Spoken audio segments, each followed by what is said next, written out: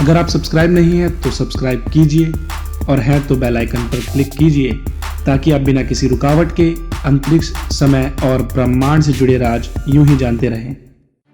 क्या आप जानना चाहते हैं दिमाग को चकरा देने वाले पैराडॉक्सिस यानी भ्रम के बारे में? तो बने रहिए हमारे साथ। आज के इस एपिसोड में हम जानेंगे कुछ मजेदार पैराडॉक्सिस के बारे में। अंतरिक्ष, समय और खुद ये जीवन, जानिए ब्रह्मांड के राज। फिजिक्स टीवी इंडिया के साथ। हाय दोस्तों, मैं हूं सौरभ और आप देख रहे हैं फिजिक्स टीवी इंडिया। स्वागत है आपका एक और नए एपिसोड में। दरअसल पैराडॉक्सिस एक तरह के विरोधाभास होते हैं जो कि अपने आप को ही कॉन्ट्राडिक्ट कर रहे होते हैं। चलिए जानते हैं इनके बारे में। आप अपनी स्क्रीन पर एक इमेज देख रहे हैं। अगर आप इसे ध्यान से देखें, इस पर लिखा हुआ है साइन नॉट इन यूज। और ये साइन यूज हो रहा है ये बताने के लिए कि ये साइन यूज में नहीं है। मतलब ये साइन यूज में भी है और नहीं भी। ये इमेज अपने आप में एक विरोधाभास को उत्पन्न कर रहा है, क्योंकि अगर ये साइन यूज में नहीं है तो ये यहाँ क्यों लगा हुआ है? दरअसल इसी तरह के भ्रम को हम कहते हैं पैराडॉक्सिस। आइए अब जानते हैं अगले पैराडॉक्स के बारे में, जिसे हम कहते हैं पैराडॉक्स ऑफ द कोट। दरअसल इस पैराडॉक्स के अनुसार एक बार एक लड़के के पास वकालत सीखने के पैसे नहीं थे, लेकिन उसे वकालत सीखनी थी। तो उसने किसी वकालत सिखाने वाले टीचर से कहा कि वो उसे सिखाने के पैसे तब देगा जब वो अपनी पहली कोर्ट केस जीत जाएगा। और वकालत सिखाने वाले ने उसकी बात मान ली और उसे वकालत सिखा दिया। और वकालत सिखाने के बाद उस विद्यार्थी ने एक भी केस नहीं लड़ा और उसने शिक्षक को पैसे देने से इनकार कर दिया, क्योंकि शर्त के अनुसार विद्यार्थी पहले केस के जीतने पर शिक्षक को पैसे देने वाला था। और फिर शिक्षक ने अपने पैसे लेने के लिए कोर्ट में केस कर दिया।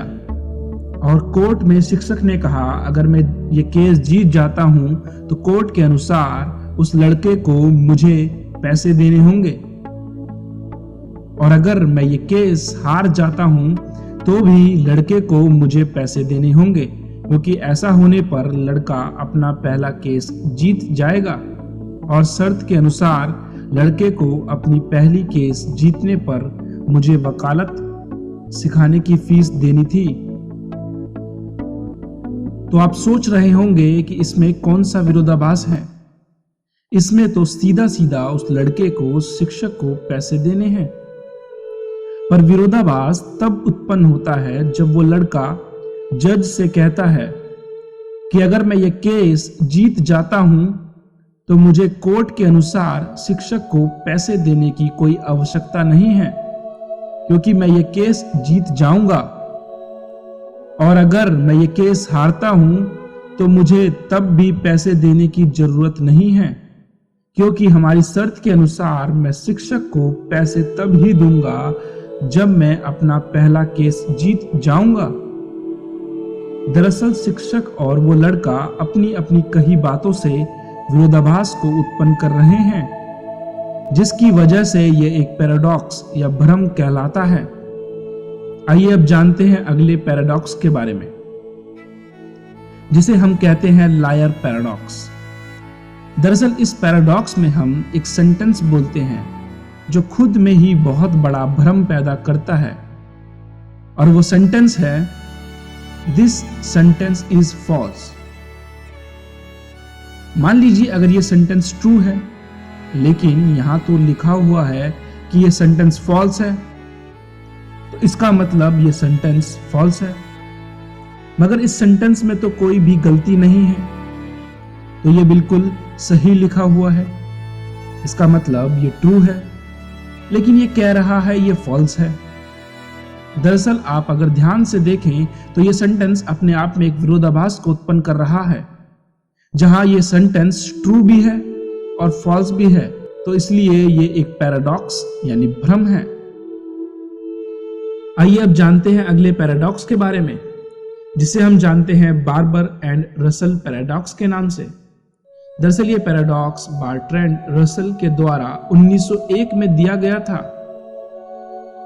आइए समझते हैं इस पैराडॉक्स को। मान लीजिए कि एक गांव है और उस गांव में एक ही नाई यानी बार्बर है, और वो लोगों से वादा करता है कि वो उन लोगों के ही सेव करेगा जो खुद अपनी सेव नहीं करते हैं। तो सोचिए कि क्या वो अपनी सेव कर पाएगा, या उस बार्बर की सेव कौन करेगा, और वो अपना किया हुआ वादा पूरा कैसे करेगा। दरअसल ये स्टेटमेंट एक भ्रम पैदा करता है, क्योंकि बार्बर ना तो अपना वादा पूरा कर सकता है और ना ही वो अपनी सेव बना सकता है। और ये पैराडॉक्स मैथमेटिक्स में सेट थ्योरी में भी अप्लाई होती है, और इसी को हम कहते हैं बार्बर एंड रसल पैराडॉक्स। आइए अब जानते हैं अगला पैराडॉक्स के बारे में, ग्रैंडफादर पैराडॉक्स। दरअसल ये सबसे मजेदार पैराडॉक्स है, क्योंकि ये टाइम ट्रैवल से जुड़ा हुआ है। इस पैराडॉक्स के अनुसार अगर कोई व्यक्ति अपनी अतीत में चला जाता है और अपने ग्रैंडफादर को कभी अपने ग्रैंडमदर से मिलने नहीं देता है, तो इसमें यह विरोधाभास उत्पन्न होता है कि अगर उसके ग्रैंडफादर और ग्रैंडमदर कभी मिले ही नहीं तो व्यक्ति पैदा कैसे हो गया।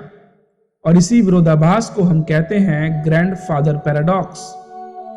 दोस्तों, ये कुछ पैराडॉक्सेस थे जिनके बारे में हमने जाना।